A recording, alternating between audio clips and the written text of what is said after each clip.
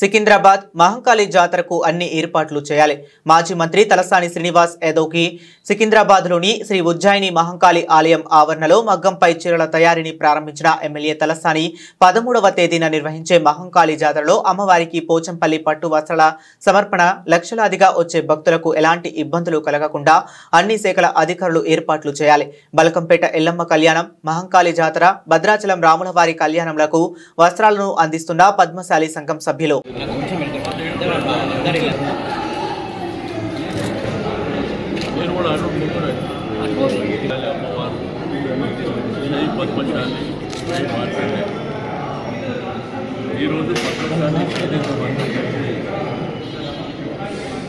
జయరాజ్ గారు, విశ్వనాథ్ గారు, రాజేష్ గారు, రాజేంద్ర గారు, చేనేత కుటుంబ సభ్యులకు, పద్మశాలిలకు అందరికీ పేరు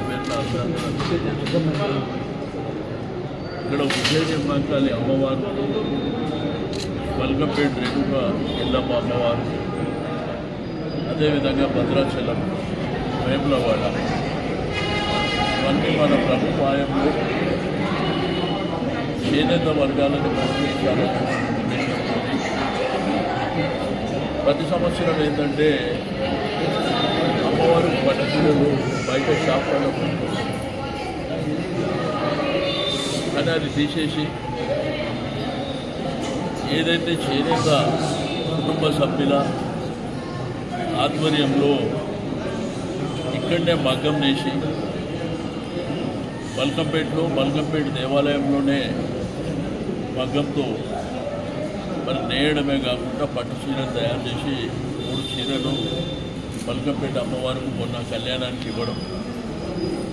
ఇక్కడ కూడా వారి ఆధ్వర్యంలో 3 చీరలు మహంకాళి జాతర పౌరాలకు ఇవ్వడం, అదేవిధంగా భద్రాచలం కానీ వేములవాడ కానీ ప్రతి సంవత్సరం వాళ్ళే చేయాలనేటువంటి సంకల్పంతోనే ఆ రోజు నేను స్టార్ట్ చేయడం జరిగింది.